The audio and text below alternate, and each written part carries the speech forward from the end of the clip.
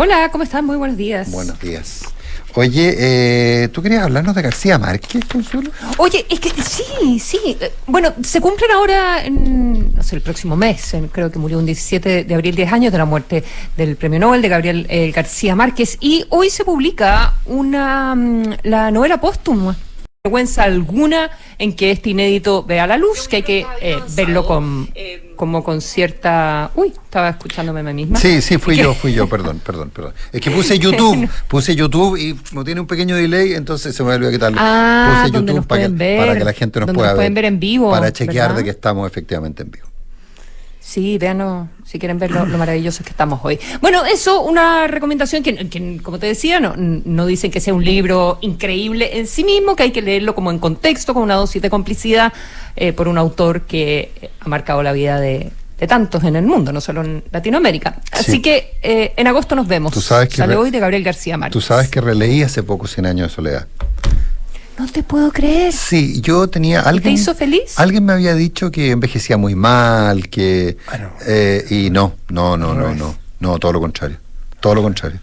De hecho, claro, uno ahora con la madurez y las canas lo lee distinto. Yo no lo leí hace poco, pero lo leí fuera del colegio grande, sí. y me pareció sencillamente Yo lo releí sensacional. a fines del año pasado. Porque en el colegio me pareció una lata, porque no tenía la madurez para leerlo. Claro, pero hay increíble.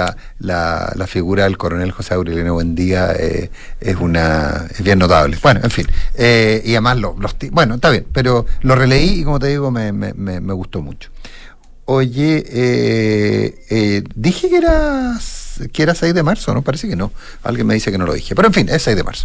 Oye, bueno, se cumple un mes del fallecimiento de Sebastián Piñera. Vamos a hablar de eso. Tenemos una invitada con la que vamos a hablar mucho de eso. Recomiendo la lectura, una carta muy desde el estómago, desde el corazón, de Magdalena Piñera, de la Pichita Piñera, su hermana, que además es una de las sobrevivientes del accidente del helicóptero, en que habla un poco del funeral, de lo que fue para ella, Sebastián Piñera. Es claramente lo que escribe una hermana de un hermano, y con unos matices que si uno los lee son muy decidores de la personalidad de ambos.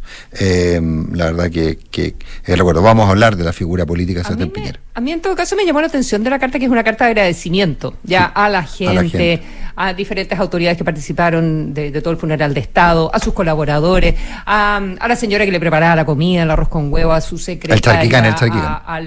A los hijos, arroz con huevo y charquicán, decía.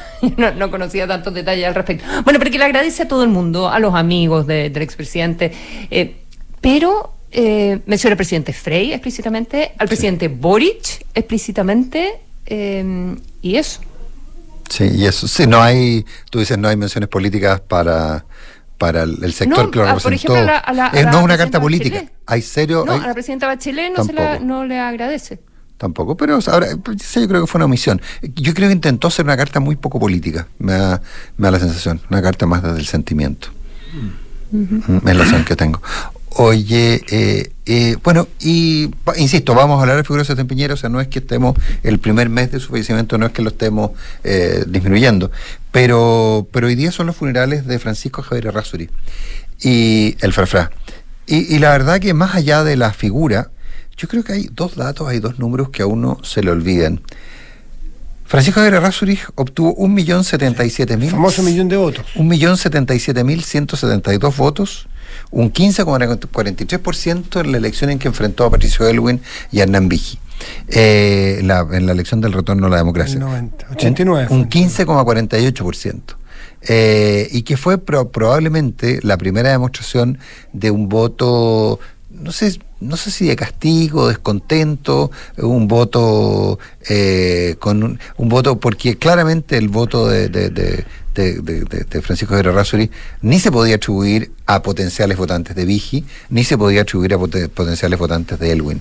Era un voto de quienes no querían votar ni por Vigi ni por Aylwin, cada uno de ellos por distintas razones. Y también o sea, en los albores del retorno a la democracia ya empezaban a aparecer lo que después se materializó en Franco Parisi, en Marco Enrique Minami. En los retiros. Pero también en los retiros, ofertas fáciles. Recordemos la UEF, por ejemplo. Pero es que yo quiero... Sí, Ahora, lo que pasa es que en ese sentido, Francisco Javier Errázuriz, cuando decía voy a terminar en un minuto con la UF, y a continuación decía porque voy a terminar con la inflación. O sea, era un discurso efectista, pero que tenía una sublectura. Entonces, ese es el punto. Y el otro dato, que a unos también se le olvida, es que fue electo después, 6 años después, senador por el Maule, con un 37,85%. Una votación muy alta. Eso sí que ahí él iba ya tenía un acuerdo con lo que entonces se llamaba Unión por Chile, creo, ¿no? ¿UCC no era? Él era del UCC, pero el UCC formaba parte de lo que hoy día es Chile Vamos. Ok. ¿Te acuerdas que después había estado fuera y después se salió, digamos, pero consiguió un 37, le ganó Jaime Gasmuri, que era Jaime Gasmuri era binominal, fueron electos Gasmuri y Errázuriz, pero sacó 8 o 7% más de los votos que sacó Jaime Gasmuri, que había sido un senador histórico por la zona. Entonces, de verdad, había sido diputado y después fue electo senador.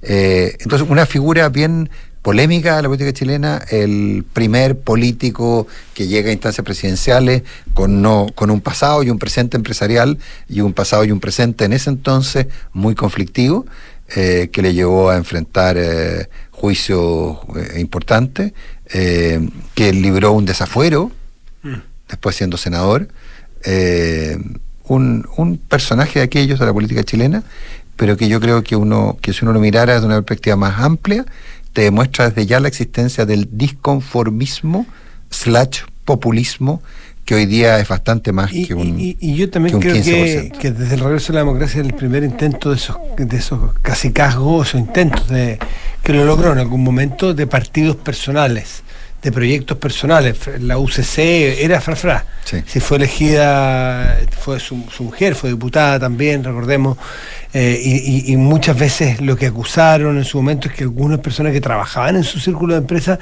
habían sido obligadas, la verdad que no tengo yo no tengo ningún... ¿Es así? No, yo no tengo ningún problema en confirmar eso. Que eran obligadas a presentarse a candidatos a diputados. Estoy inventando, aunque no tanto. El concesionario Nissan CDF de Río Bueno tenía que ser candidato a alcalde. Y fue alcalde. Sí. Y además se llamaba Nicolás Vergara, pero no era yo. Mira.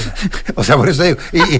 Por eso te sabes la historia. Claro, se la escuché a él. Era un tapado. Se la escuché a él. Y conozco otra gente que fue candidato porque tenía una relación contractual. O era el concesionario CIDEF, o era algo de Unimar. O sea, compañía de seguro. Eso lo firmo. Compañía de seguro. Es que eso te iba a decir, la cantidad es impresionante cuando uno revisa en la cantidad de rubros en que participaba como empresario su grupo. Y claro, en los 90 nadie se preocupaba demasiado de los conflictos de interés. Supermercado, distribución de autos, compañías de seguro, que yo me acuerdo, banco, yo no sé si lo había vendido. El banco lo había perdido. Lo había perdido. Minería. Sí. Minería, que sigue hasta el día de hoy, es bastante pionero en el tema del litio. Cosayach. Claro, de los que nos acordamos ahora, pero una cantidad de tierra agrícola productiva muy importante en la zona de Santa Cruz. Sí, no, definitivamente. Pero un proyecto muy personal, nunca fue un proyecto político. No, nunca fue. Además, era muy complicado. Los aliados circunstanciales de Francisco Javier Errázuriz siempre terminaban muy lejos de él. Pero sí un hombre de familia, y alguien que, mira, a esta altura, yo creo, a mí lo que me parece interesante de Francisco Javier Errázuriz es la figura de alguien que encarnó, no sé si por casualidad, algo que ya en los cimientos del retorno a la democracia existía, que esta suerte de disconformismo que más de alguno podía aprovechar, y que hoy día tiene, yo creo que un porcentaje bastante más alto. Yo no sé quién sería, yo tengo la sensación de que si apareciera un frafra, que acuérdate, Francisco Javier Errázuriz tenía muy buen marketing, acuérdate del tema de los pollitos. Él había llegado a ser rico, según muchos... Y las entrevistas más difíciles del mundo mundial en televisión eran con Francisco Javier. No dejaba hablar, ¿no? No solo no dejaba hablar. Y además siempre los fenicios de Francisco Javier Errázuriz eran los pollitos. Siempre en algún minuto uno partía por ahí. En el self-made man. Yo me acuerdo de chico de Mire Raquel. Que tampoco era tan así. Cuando peleaba con la Raquel Correa. Mire Raquel. Yo le voy a contar. Yo tuve con él, Yo tuve con él un par de altercados al aire bien complejo. Bien complejo. No, y por eso es que es muy difícil, porque además contestaba exactamente lo que quería y era capaz de mantenerse en su, o sea, bueno, en fin, de mantenerse, pero insisto, yo me quedo en el fenómeno sociológico, Estamos claros. antropológico, de alguna forma. 8:17.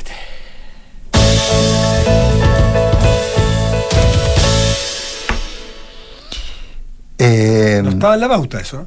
Sí, ¿Sí? pero Ah, lea que pues, viene pauta. lea bien. No, sí, pero ya te dejaste las menciones allá. Ya no tenéis Tú tranquilo, menciones. tú tranquilo. Por favor, Tú tráiganle tranquilo, van a llegar. traigan las menciones a la Tú pauta al señor del tranquilo, Río, dale nomás. que usted sabe que viene apurado.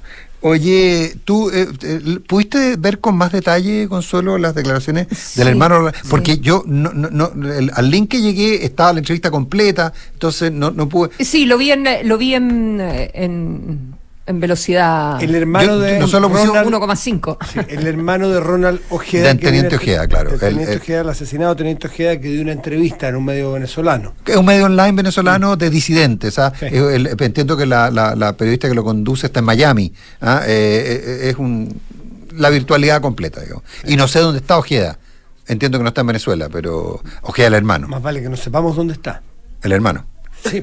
Claro, Javier Ojeda es el hermano, ha hecho varias declaraciones y le da una entrevista a esta Patricia Poleo, es la conductora de esta entrevista, un programa que se llama Agárrate, en un canal de YouTube que se llama Factores de Poder. Factores ¿ya? de Poder.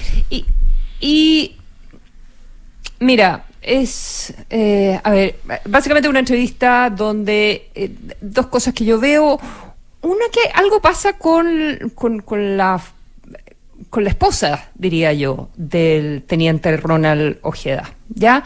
¿Y por qué lo planteo? Porque él tiene dudas de que el cuerpo sea realmente el cuerpo, dice que falta la prueba de ADN, dice que un montón de especulaciones, dice, Sí. hablo desde el sentimiento, quizás porque soy el hermano, pero creo que Ronald está vivo y está en Venezuela. Lo que él sostiene, y esto lo publicó La Tercera, hace un par de días, es que Ronald Ojeda, cuando este otro militar, lamentablemente cuyo nombre se me escapa en este minuto, que fue el detenido y cuyo video apareció. Y que teóricamente ¿verdad? del- ¿Heredia? y que el coronel Ángel Heredia. Heredia. El coronel Heredia, que es el que delata, comillas, a sus cómplices para una operación de retorno a Venezuela, digamos. Exactamente, y ahí menciona al teniente Ronald Ojeda, entonces, y que eso lleva a que una vez más lo acusen de traición a la patria y vuelve su nombre a salir a la palestra, ¿ya? Y que en ese minuto, entonces, él le pasa conversa con su hermano varias veces, que estaba muy preocupado, y le pasa este texto que él había estado escribiendo, donde escribía todas las torturas a las que fue sometido cuando fue detenido en 2017, las casas por las que pasó, la situación en la cárcel, etcétera, etcétera. Y que tenía mucho miedo que esto volviera a suceder y que estaba preocupado. Eso es lo que dice Javier Ojeda. Pero, fast forward, él dice que no le consta que el cuerpo sea, De su sea hermano. el de su hermano. En circunstancias que la esposa sí tuvo acceso a los restos mortales de su marido, Ronald Ojeda. Pudo verlo. Están las huellas, Y exactamente, una parte, pudo dice. verlo, falta la comprobación de ADN, ADN. pero también tiene dudas sobre el trabajo del fiscal Barros y eso es lo que va dejando instalado, pero creo que habla un poquitito, dice que él está en contacto con el abogado de la familia, etcétera, etcétera, pero un poquitito como desde la lejanía y sembrando la duda de que el fiscal Barros no estaba realmente presente cuando en Maipú había ido pero luego desaparece, entonces cuando se estaban haciendo las excavaciones del cuerpo, que había unas comunicaciones que hablaban de que no había un cuerpo y luego aparece un cuerpo. Bueno, deja instalada muchísima cizaña y que él espera que en la investigación no se descarte ninguna hipótesis, lo que de hecho no se ha descartado ninguna hipótesis. Me parece que Ángel Valencia, el fiscal nacional, ha sido bastante claro en ese sentido, que Totalmente. hay que investigar todas las alternativas posibles. Pero para terminar esto sobre la entrevista, creo que está muy marcada, evidentemente, por el dolor, pero también por la conspiración. Este es un caso extrañísimo y que hay que llegar al fondo de él, evidentemente. Urge. Pero dejando dudas planteadas sin tener por supuesto, la evidencia de ella. Sí, bueno, tú lo decías, esa parte sí la alcancé a ver, él decía que le hablaba casi como desde la esperanza, quizá. Y cree que el cuerpo, claro, que está vivo. Claro, cree que está Tiene vivo. sensación, más que claro, cree. claro. Y lo están torturando en una casa de seguridad en Venezuela, Claro. como ya ocurrió anteriormente. Cuando fue detenido en el 2017. Sí, todas las dudas que pone respecto a las que tú cuentas y algunas que alcancé a escuchar respecto a la acción del fiscal Barros, dice que el fiscal se va diciendo que no hay ningún cuerpo y después sí aparece un cuerpo. Yo creo que claro, es probablemente la distancia. Hay que sacar el descuento cuando uno es familia. Sí, claro, no. La distancia al tema. No, y la distancia respecto a entender cómo funciona. El fiscal no tiene por qué estar con la pala, digamos, entre comillas. Por otro lado, también había una intención de proteger la información. Pero lo que está bastante claro es que por ahora no se descarta ninguna hipótesis y tal como en un minuto le planteamos al fiscal nacional Ángel Valencia el lunes aquí en Duna, puede llegar a darse que sean todas las anteriores. Claro, una de las cosas que ha insistido el fiscal cuando digo Valencia, cuando digo todas las anteriores, es que haya habido algún vínculo lateral por el tema del tráfico de armas, recordemos que aquí hay una acusación que se planteó hace mucho tiempo, que se ha publicado bastante, de que el cartel de los soles es el cartel teóricamente más importante y se llama el cartel de los soles porque en las insignias del uniforme militar venezolano, en vez de estrellas tiene soles. Y entonces se dice que es el cartel de los soles porque es el cartel de los generales. Y hay quienes llegan a afirmar que el que lo encabeza es Diosdado Cabello. Y que es teóricamente el cartel de los soles, que sería este de los generales, está vinculado al narcotráfico y también a la provisión de armas a distintos grupos, armas que vendrían del ejército venezolano. Entonces, ahí hay toda una discusión respecto a eso. Entonces, podría haber alguna línea en el cual se hubiera topado Ojeda con esta gente, en la versión que yo tengo, y ni siquiera de la perspectiva de participar, sino de la perspectiva de entregar información. Es fundamental el móvil. Entonces habría algo penal, criminal, pero también habría una intención política detrás y habría una subcontratación entonces del gobierno. Es fundamental esclarecer el móvil y desde el día 1 el fiscal nacional lo dijo aquí, después lo escucharon en otras entrevistas, esclarecer cómo y de qué vivía el señor Ojeda en Chile. Porque si tú en una investigación determinas que vivía, trabajó en una empresa de seguridad en Santiago, pero si vivía o tenía eventualmente ingresos por algún negocio irregular, uno podría entonces entender o podría explicarse un móvil vinculado con el crimen organizado. Pero si se le hace un rastreo hacia atrás y tiene una vida impecable, desde el punto de vista de un trabajador que va de su casa al trabajo, junta con los amigos, vuelve a trabajar y vuelve a su casa, en fin, y jamás ha tenido unos ingresos distintos a los que, no sé, tiene su liquidación de sueldo y se justifican todos sus ingresos, bueno, entonces ahí también uno pudiera ver que el móvil pudiera ir hacia lo político. Él ha dicho muchas veces, hay que averiguar exactamente a qué se dedicaba a investigar la vida doméstica, o sea, en Santiago. ¿Por qué le quitan los celulares? Eso también es bien, desde el punto de vista policial, de las cosas que se han ido filtrando en la investigación. Y tiene dos, además. Tiene dos celulares, entonces entran a la casa, exacto, fuerzan la entrada a la casa, se lo llevan a él en ropa interior, en la mitad de la noche, pero se llevan los dos celulares y los destruyen y los dejan tirados en la costanera. Y alguien plantea que habría sido un error, George. Y hay una huella, parece. Hay una huella que es la que permite... Hay una huella en uno de los autos que hacía guardia. No sé si ustedes se enteraron cuál fue el primer hilo. No es un celular, no hay una huella en uno de los celulares. También. Sí. Y en uno un Nissan Versa me parece que se llama, según se declaró. Pero fíjense. No dejaron el root. Ustedes para los puntos Copec. Exactamente. Para los puntos Hay Copec. Uno de las personas que trabaja, el muchacho de los 17 años, con supuestos 17 años, que está detenido, Ángel. Esta persona trabajó, dice en su declaración, que lo pasó a buscar un amigo para hacer un encargo. Se pararon fuera del edificio. Como un pololo. Claro, se pararon fuera del edificio, en el cual, pololito. Tipo 10 de la noche, tipo 11:30 o 1:30 aproximadamente, llegaron más autos del operativo que estaba preparado, del secuestro. Ellos, con balizas azules, en fin. El secuestro fue más adelante durante la madrugada, pero esas personas tenían como misión, lo supo después, y esto es lo que declaraste, Ángel, solamente hacer de guardias de la zona, de que no vinieran policías, de que no hubiese inconvenientes, ¿no es cierto? Bueno, se enteró, dice este tal Ángel, en la mitad de que se trataba, o cuando ya estaba andando el proceso. él ve que cuando sacan al señor Ojeda en boxer, estos 4 supuestos policías chilenos, a ver, primero a Ojeda lo muestran en una cámara dentro del edificio, lo van mostrando en distintas partes. O sea, los captores le levantan la cara y los enfrentan a una cámara del edificio. Sabían dónde estaban las cámaras del edificio. Sabían que esas cintas se iban a difundir. Cuando salen del edificio, lo llevan al auto, esto dice Ángel, que estaba delante de él, que también formaba parte del operativo, y lo muestran y lo graban. El compañero de él, el que lo había pasado a buscar, lo graba.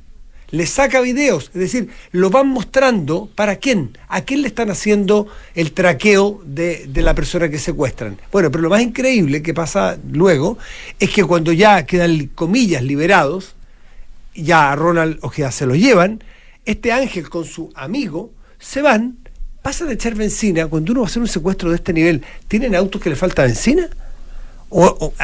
Ahí es que no llama sé mucho la atención, sí. Pero en fin, pasan a echar benzina, llenan, el bombero les pregunta si juntan puntos Copec, fue un servicentro Copec, y da su RUT verdadero. Y esa es una de las líneas de investigación que empiezan a tirar hacia adelante, porque cruzan con patentes, cruzan con antenas de los celulares, en fin, hay un montón de pericias y otras no tanto probablemente, donde a lo mejor vamos a ver mezclado al final de los días ambos mundos, el mundo de la extorsión, del crimen organizado, y a lo mejor algún vínculo político de el ser un No, parece que la subcontratación parece que la subcontratación es un hecho. Si a mí lo que me... o sea, en ese caso subcontrataron a un, entre comillas, profesional del asesinato, porque si la huella es de este señor Walter Rodríguez, que ya habría salido del país, qué sé yo, tiene un prontuario de aquellos, y o sea, lo estaban investigando por 3 cuerpos que aparecieron en Curacaví el año pasado, por otro plagio pero que se pagó, y soltaron a las personas también, eso del 2022. Sí, oye, entre veces me aclaran desde el mundo vinculado a la fiscalía que Barros nunca dijo que no había cuerpo, que lo que no había hecho no había ni descartado ni confirmado cuando él se retira del lugar, ¿eh? No, para nada. Son las versiones de prensa de ese día que todos los periodistas estaban reporteando. Sí. Y sí, bueno, me imagino que estábamos todos ahí, los que no estábamos en terreno, actualizando las páginas web, y habían versiones que decían no, o en Twitter también, no se ha encontrado ningún cuerpo, eso no es así, y después era a medida que la noticia estaba en desarrollo, pero él, en esta teoría más bien de especulación, dice, bueno, en un minuto se dijo que no había ningún cuerpo, y él después se retira del lugar, entonces ¿cómo puede ser que luego sí haya un cuerpo? Bueno, efectivamente cuando llegaron no había ningún cuerpo, lo descubrieron después. O sea, a las pocas horas, pero el cuerpo estaba enterrado. Sí.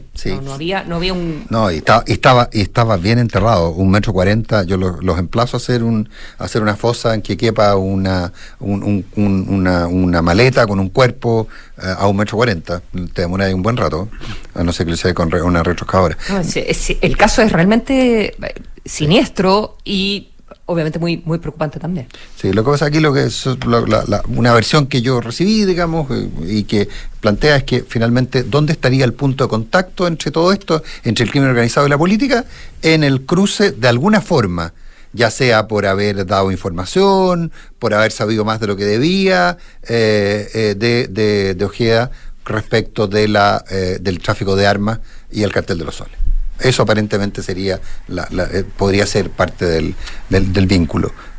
Pero, bueno, el abogado que contrató a la familia, Juan Carlos Manrique, insiste que no hay ningún vínculo de ningún tipo y que Ronald Ojeda se ganaba la vida de manera honrada. 8 de la mañana con 30 minutos.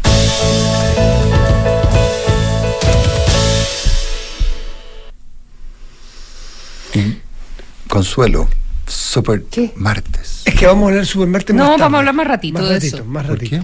Más ratito. Pero Porque sí, confíe, haga Nico, Infórmeme. confía en su equipo. Confía en los confía en copilotos. nosotros, déjate Confía en los caer. copilotos. ¿Vieron la noticia que salió ayer sobre la FIDAE y, Sí. bueno, y la exclusión de las empresas israelíes, ¿no? Que ha generado comentarios, críticas, Pero yo quiero aportar solamente un dato para que después de eso podamos comentar que esta no es la primera vez que Chile excluye de participación a un país que está vinculado a un conflicto internacional sobre el cual Chile ha tomado posición. El año 2022, el lunes 7 de marzo, el gobierno de Chile anunció el retiro, en ese momento todavía Sebastián Piñera presidente, anunció el retiro a la invitación a las empresas rusas de defensa que iban a participar en la FIDAE, debido a la agresión a Ucrania por parte de Rusia. Sencillamente lo pongo sobre la mesa porque lo que hace ahora el presidente Boric, de alguna manera uno pudiera compararlo, porque siempre contextualizar creo que es bueno. Ahora, en su mérito podemos conversar qué significa esto ahora, porque también la reacción del gobierno o las acciones del presidente Boric respecto de Israel tampoco es la primera, así como de la FIDAE, no es el primer país que se excluye. Las medidas que toma el gobierno de Chile en contra de Israel tampoco son las primeras y tienen antecedentes. Entonces, solamente la presentación de cartas credenciales de su embajador y no había pasado nada. No había pasado nada. No, por eso, contextualizar en todos los sentidos, para dar todos los datos, porque Israel sabemos que es un actor sumamente importante en la industria militar, y la FIDAE, me imagino que se habrá medido desde la Cancillería todos los efectos que puede tener. No sé si le preguntaron, o sea, entiendo que aquí participa en esta edición la ministra de Defensa, pero Israel es un tremendo proveedor de tecnología para las Fuerzas Armadas chilenas. Entiendo que muchos de los sistemas de armas de los aviones de la Fuerza Aérea, no sé si quedan Mirage todavía volando, pero F-16. De los F-16, muchos de los sistemas de armas son israelíes. Entiendo que es un gran proveedor de defensa para Chile. O sea, la verdad que me parece bien loco, y no sé si fue una decisión tan conversada, y creo que homogeneizar la situación de la invasión de Rusia a Ucrania con lo que está ocurriendo en la Franja de Gaza para establecer, comillas, sanciones por parte del gobierno de Chile es al menos audaz. Creo que independiente de... Quiero decir que no es inédito el que Chile pero no son creo que no son equivalentes. Son completamente comparables, po. Pero no podrán ser comparables. Yo no sé si equivalentes, asimilables, pero no equivalentes. Yo no sé, yo no tengo la capacidad, porque no conozco la industria del armamento ni de la defensa como para decir qué efectos o cómo ponderar cada una. Sencillamente, narrando los hechos, no es inédito que el gobierno de Chile, o que Chile a través de su gobierno castigue, sancione o excluya a un país que está involucrado en acciones bélicas internacionales, que lo sancione dejándolo fuera de la FIDAE. Y creo que es imposible eludir ese ejemplo como para el análisis. Ahora, si eso es más grave, esto es más grave, cuál es efecto o no efecto, creo que requiere un nivel de expertise en las materias que por lo menos a mí me sobran de por lejos. Para saberlo, digamos. Yo entiendo que uno de los principales proveedores Rusia no es poco, de armas. Rusia no.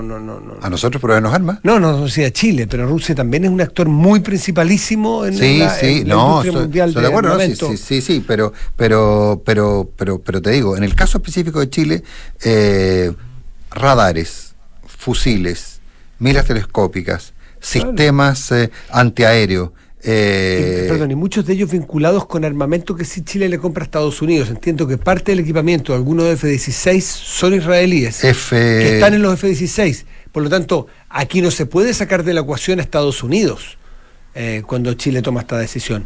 Pero hay que abrirse yo no sé qué opinión tuvo la ministra Fernández, y si la ministra Fernández tuvo una opinión contraria, yo tengo información que fue así, yo no sé.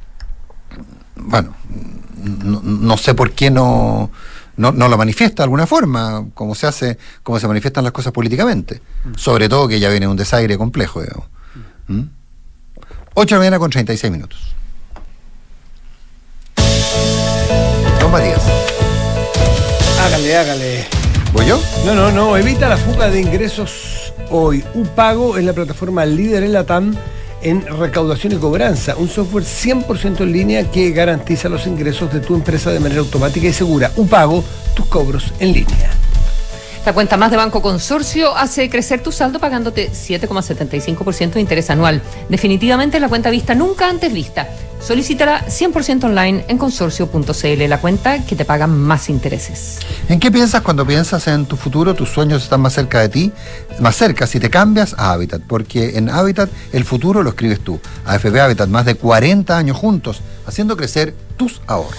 Porque no todo puede ser trabajo, aprovecha cada fin de semana para darte una vueltita. Prepara tu bolso y arrienda hoy mismo tu auto en Mita Rentacar, la empresa líder en el mercado Rentacar en Chile. Descubre este y todos sus servicios en mita.cl. Los amigos de GTE nuevamente nos sorprenden. GTE es distribuidor Starlink autorizado. Si la mayor cobertura de fibra óptica se une con la mejor conexión satelital para brindar la más alta continuidad operacional a las empresas. En GTE hacen que la tecnología simplifique tu vida.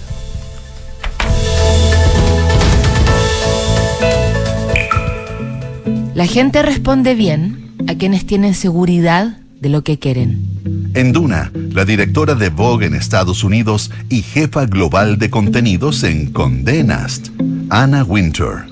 Duna, voces, inspiración y sonidos de tu mundo. ¿Qué es lo más importante para que una pyme siga adelante? ¿El gerente general? No. ¿El personal? No. Lo más importante es la seguridad de cada pyme. Porque pyme segura, pyme que no se detiene. Contrata la protección inteligente de Securitas, adaptada a tu negocio y con una solución de seguridad a tu medida. Contáctanos y hablemos en securitaschile.cl. Securitas, protección inteligente para pymes. Somos GTD y sabemos que cada empresa, sin importar su tamaño, tiene múltiples necesidades. Por eso, diseñamos soluciones que se adapten a sus desafíos y, por sobre todo, que nos permitan poner nuestra tecnología al servicio de cada una de sus metas. En GTD, creemos en las empresas y las acompañamos día a día, porque en el camino hacia el éxito vamos juntos. GTD. Hacemos que la tecnología simplifique tu vida. Hay cosas que haces hoy que en unos años más vas a agradecer. ¿Cómo hacer deporte? Destinarle ese tiempo extra a tus estudios y ahorrar cuando puedas. Porque tu futuro importa. Si recibiste un bono, ahórralo en tu APB o cuenta 2 y hazlo crecer en AFP Habitat. Habitat, la AFP número 1 en rentabilidad desde el inicio de los multifondos en todos los fondos. Infórmese sobre la rentabilidad de su fondo de pensiones, las comisiones y la calidad de servicio de las AFP en el sitio web de la Superintendencia de Pensiones www.spensiones.cl. ¡Familia! ¡Nos vamos de viaje de verano! ¡Sí! Yo voy de copiloto. Ah, pero yo elijo la música. Yo llevo los sanguchitos. Yo cargo el Toby. Yo escojo dónde pasamos a comer. Paren. Pero ¿y el auto? ¡Oh! ¿Planificaste bien tu viaje? Ingresa a mita.cl, elige el auto que más te acomode a ti y viaja. Porque además, no solo estarás sumando millas de nuevas aventuras, sino también estarás acumulando millas LATAM Pass. Mita Rentacar. Este verano, elige tu destino. Nosotros te llevamos. ¿Problemas con la fuga de ingresos? ¿Costos elevados en sistemas de recaudación ineficientes? ¿Falta de trazabilidad financiera? Entonces UPago es tu partner tecnológico, los número 1 en recaudación y cobranza en LATAM. Su software 100% en línea es la herramienta definitiva para el aseguramiento de ingresos, recaudación automatizada, pagos de personas y empresas, recuperación de deudas, notificaciones inteligentes y mucho más. upago.cl, tus cobros en línea. Este 2024, marzo no tiene que ser difícil. En serio, con Talana, el software de recursos humanos, retomar la gestión de tu equipo, preparar los desafíos del año y más, es posible en pocos pasos. Aprueba y gestiona solicitudes, firma documentos, coordina turnos y horas extras y establece nuevos desafíos en un mismo lugar desde tu teléfono. Conoce más en talana.com. Talana, tecnología humana.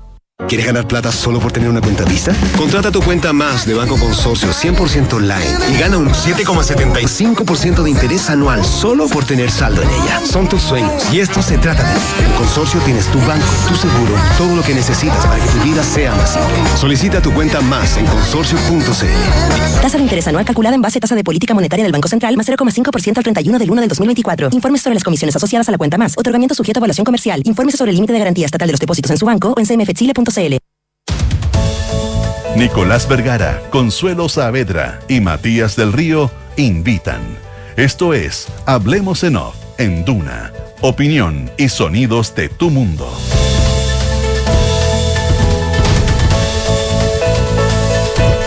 Para las empresas la seguridad es un tema. Contrata la protección inteligente de Securitas para tu empresa, porque una empresa segura es una empresa que no se detiene. Securitas, líder mundial en seguridad. Clínica Alemana es la primera y única clínica chilena en entrar al ranking 250 World's Best Hospitals. Supongo que debería haber dicho 250 en inglés, pero ya era mucho, ¿verdad? Bueno, en todo caso, es la primera clínica que entra. Es la primera clínica que entra, chilena, digamos, y es la única que entra en este listado, junto a las mejores instituciones de salud del mundo. Clínica Alemana, si es tu salud, es la alemana. Desde la app Talana, revisa solicitudes y gestiona la información de tu equipo fácilmente y desde un solo lugar. Talana, tecnología humana. 8 de la mañana con 42 minutos. Bueno, habíamos dicho que íbamos a hablar que no habíamos solo hecho una mención a la carta de Magdalena Piñera al diario El Mercurio, en la cual hablaba del funeral y la sensación por la muerte de su hermano, y habíamos planteado que íbamos a volver sobre el tema más adelante. La verdad que cosas que pasan en vivo, y tuvimos un misunderstanding para decirlo como le gustaría decirlo a Consuelo. No, estoy molestando. Respecto a la persona, y tenemos que volver a hablar de... no me torees, Nico. Yo sé. Tenemos que volver a hablar tenemos que plantear un poco, porque hablamos de lo motivo de la partida de Sebastián Piñera. Es un mes sin Piñera, pero probablemente hay una vertiente política que va a tener una manifestación en un rato más, que hay varias señales que hay que atender. Se habla de que va a hacer un discurso Cecilia Morel. Yo entiendo que eso no está confirmado. Podría ocurrir, y que entiendo que hay una gran probabilidad que ocurra, pero no está 100% confirmado. Y hay una mezcla entre el legado personal, familiar / patrimonial de Sebastián Piñera y la política, que hoy día no está clara.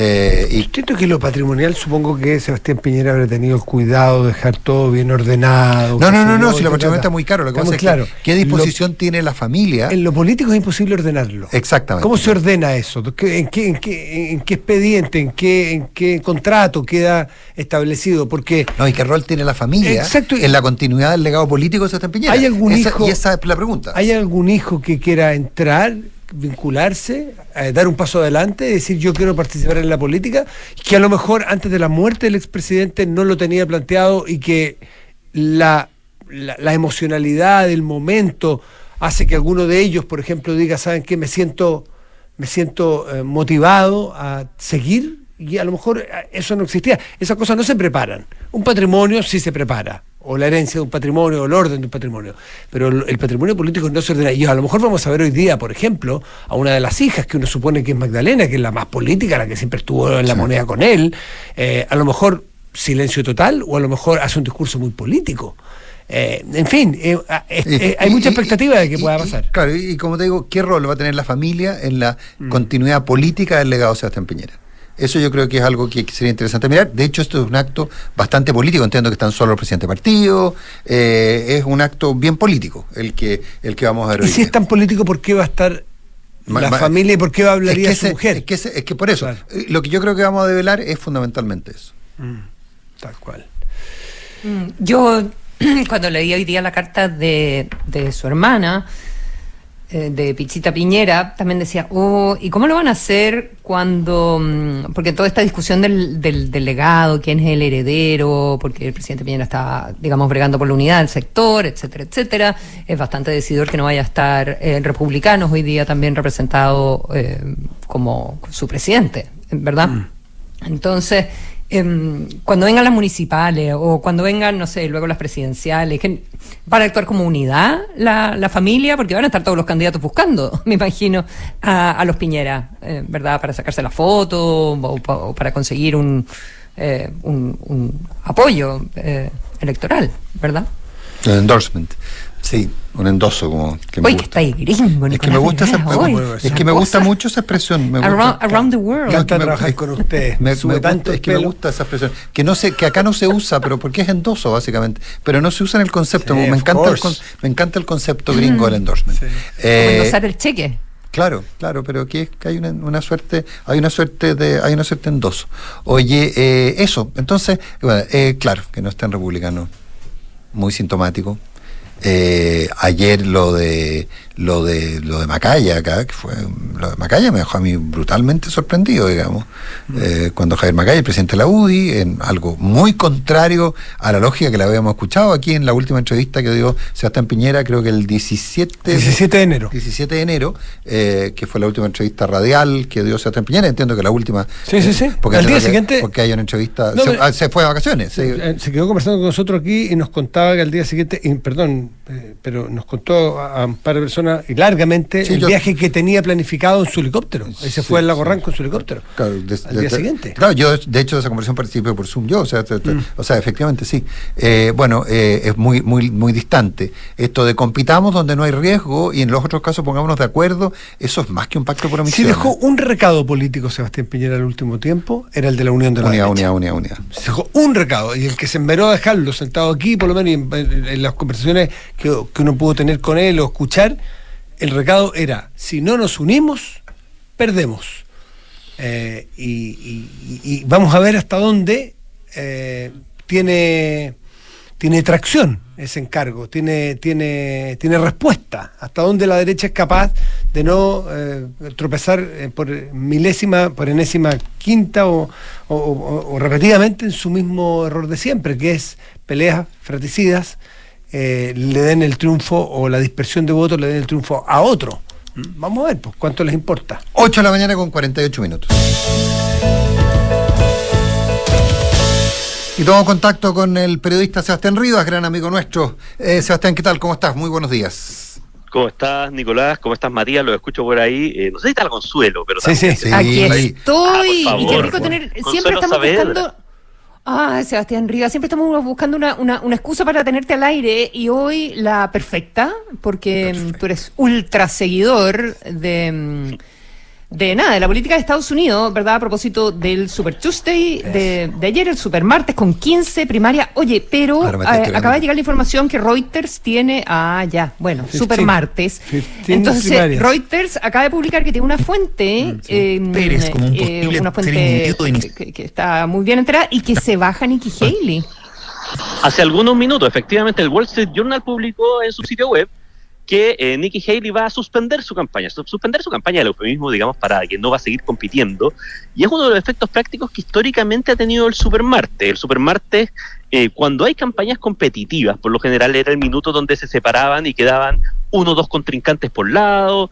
El Supermartes justamente es que en Estados Unidos hay un proceso de primarias para designar a los candidatos, pero las primarias no se hacen todas al mismo tiempo. Hay un día donde hay muchas primarias, ese es el Supermartes que fue ayer. ¿Qué fue lo que pasó ayer? Pasó lo que tenía que pasar en ambos lados. En el Partido Demócrata es mucho menos sorpresa. Joe Biden es el incumbente, corre contra candidatos testimoniales. Obviamente Joe Biden ganó todas las elecciones y, por lo tanto, lo más probable es que dentro de pocos días ya tenga formalmente la cantidad de delegados que necesita para ser el candidato. Y en el caso de Donald Trump, algo parecido. Ganó en buena parte de los estados de Estados Unidos. No ganó en Vermont ni con Las Vergara. Yo sé que tú ahí, Vermont es uno de los estados más progresistas. Siempre te pregunto por Vermont, ¿te acordás? Tiene particularidades, pero en el fondo, a ver, según los cálculos, Donald Trump ya el próximo martes, que hay otra serie de primarias, va a tener la cantidad de delegados formalmente que necesita. Y en ese sentido, una campaña tiene recursos, requiere energía. Entonces, en el caso de Nikki Haley, bueno, no rinde mucho seguir. La duda es qué va a hacer ella, porque cuando tú veías todas las encuestas a boca de urna que han salido en las últimas primarias, incluso las de ayer, los votantes de Nikki Haley son un gen particular, que tú no sabes si son republicanos desencantados, que tienen mucha desconfianza con Donald Trump por todo lo que ha ocurrido durante su gobierno, o si son efectivamente gente no afiliada, independiente, que quizás podrían estar evaluando votar por el Partido Demócrata, pero que en esta oportunidad hacían un voto de protesta con Trump. Ese detalle no está tan fino. Y por lo tanto, lo que haga Nikki Haley de aquí adelante puede ser bien interesante. De hecho, se ha rumoreado que ella podría considerar una candidatura por independiente o por un tercer partido, cosa que en general se ve difícil. En general, en eso son bastante alineados los republicanos. La última vez que pasó algo así fue cuando Ross Perot entró a competir al entonces presidente George Bush, y fue bien importante para que ganara Bill Clinton. Estamos hablando de esto de 94, 96 por ahí, digamos. O sea, estamos hablando de mucho tiempo atrás, pero su irrupción fue clave.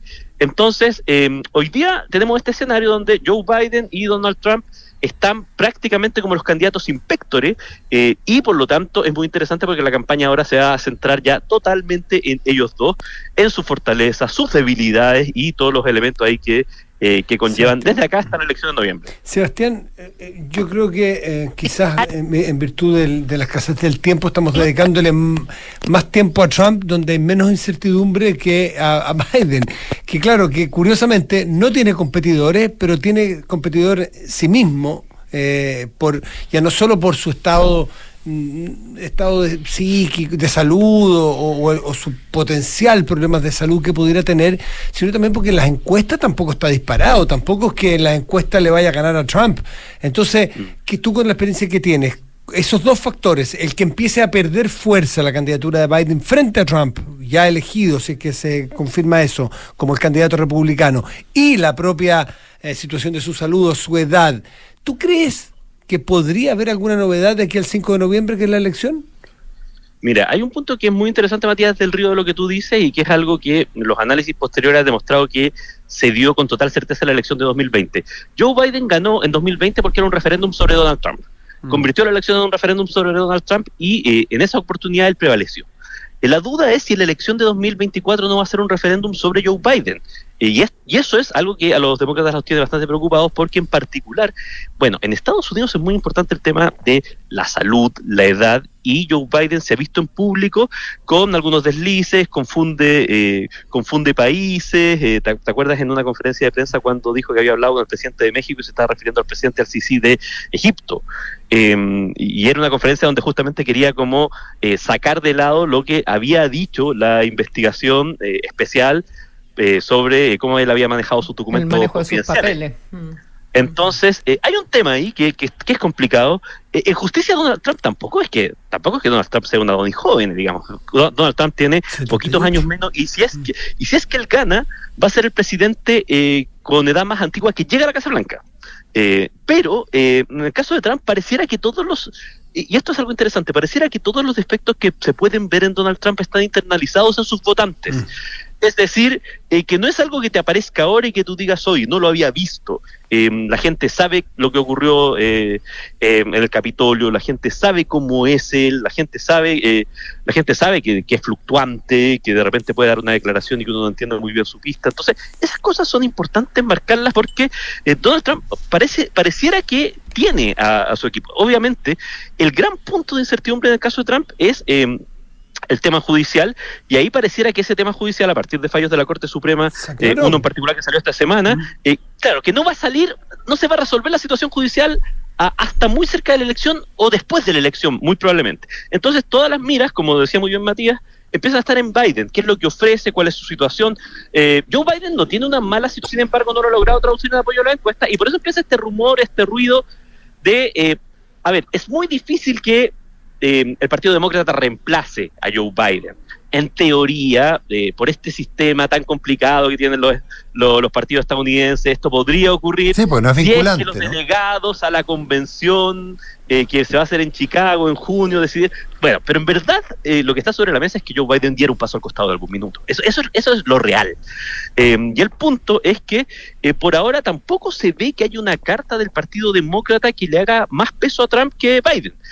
Se ha hablado, por ejemplo, del gobernador de California, Gavin Newsom, que podría ser una alternativa, pero no existe ese posicionamiento. La vicepresidenta Kamala Harris, que podría ser una alternativa muy natural, no tiene cifras de aprobación que le permitan competir con Trump. De hecho, ayer es tanto este sobrevuelo que ayer Michelle Obama tuvo que salir a descartar que ella esté pensando en volver a la Casa Blanca. Pero efectivamente es una preocupación, y muy probablemente, Matías, como tú dices, hemos estado mirando a Trump, pero en la medida de que las primarias, entre comillas, se acaban, o sea, van a seguir formalmente, pero no va a haber competencia, muy probablemente se va a hacer un tema al cual la prensa estadounidense y la opinión pública estadounidense le va a dedicar bastante tiempo los próximos meses.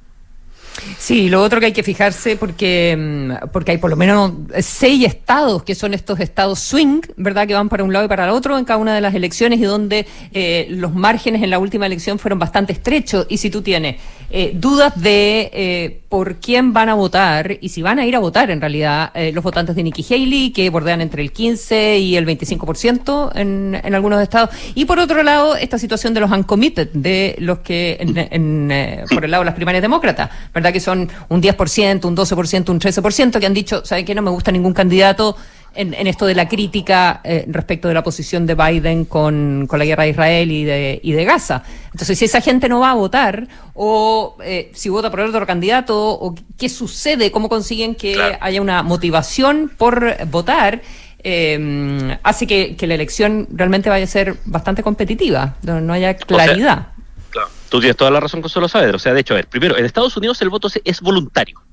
Por lo tanto, la incertidumbre de si vas a votar o no está hasta el último día. En segundo lugar, aunque la elección es nacional, la verdad es que, como tú dices, se juega en un grupo entre 6 a 10 estados, dependiendo del año. Pero uno incluso los podría nombrar: Nevada, Georgia, Arizona, Pensilvania, Michigan, Wisconsin, quizás Carolina del Norte, y poco más, digamos. Incluso algunos estados que antes entraban en juego, como Ohio y Florida, hoy día se dan para el Partido Republicano bastante seguro. Entonces, ¿qué es lo que sucede? Los márgenes ahí son muy chicos y, por ejemplo, por eso uno pone lupa en situaciones como lo que ocurrió en Michigan la semana pasada, donde hubo una cantidad relevante de uncommitted, porque, claro, tú dices, bueno, es un 15% de los votos de la primaria demócrata, una señal que era un voto de protesta por cómo Trump se ha encarado con la situación, cómo Biden se ha encarado con la situación de Israel y Gaza, pero lo que ocurre ahí es que cualquier margen puede ser importante. Recordemos que estos estados que nombramos, en general la resolución fue en todas por menos de 5 puntos y en algunas por menos de 3, o por decenas de miles de votos. Entonces, cada voto cuenta en estos estados. La verdad es que la elección se juega en un grupo de estados específico y por eso uno va mirando con lupa cosas como esa, o cosas como que ayer Robert Kennedy Jr., candidato que anda dando vuelta, que quiere hacer una apuesta de ser como el outsider, dijo que tenía firmas para presentarse en Nevada. Y ese tipo de cosas son interesantes porque no es posible, es muy difícil que Robert Kennedy sea un candidato viable, es muy difícil que Robert Kennedy vaya a competir por la presidencia, pero sí puede hacer suficiente ruido en Nevada para mover la aguja para un lado o para otro, y esas cosas son las particularidades que uno va a estar mirando en los próximos meses. Sebastián Rivas, 1.000.000 de gracias por haber estado esta mañana conversando con nosotros. Esperamos que se repita. Gracias, Seba. Un gusto, un abrazo. Esté muy bien. Muchachos, nos vemos mañana. Nos vemos, que tengan buen día. Gracias. Buenos días. Buen día. Esto fue Hablemos en Off, un clásico de la opinión y la conversación de actualidad. El día avanza con las voces de Duna 89.7 FM y Duna.cl. Duna, sonidos de tu mundo. Tío Roberto, estamos jugando la final de la Copa y el Pipe ganó la pelota en el aire, eludió a todos, llegó al área chica y lo lesionaron antes de hacer el gol. Protege a tus hijos en pequeños y grandes accidentes. Convenio de accidentes de Clínica Alemana. Desde recién nacidos hasta los 30 años de edad. Atención 24/7 con expertos en urgencia escolar en Vitacura, La Dehesa y Chicureo. Infórmate y contrátalo online en clínicaalemana.cl. Clínica Alemana. Si es tu salud, es la alemana. 1944.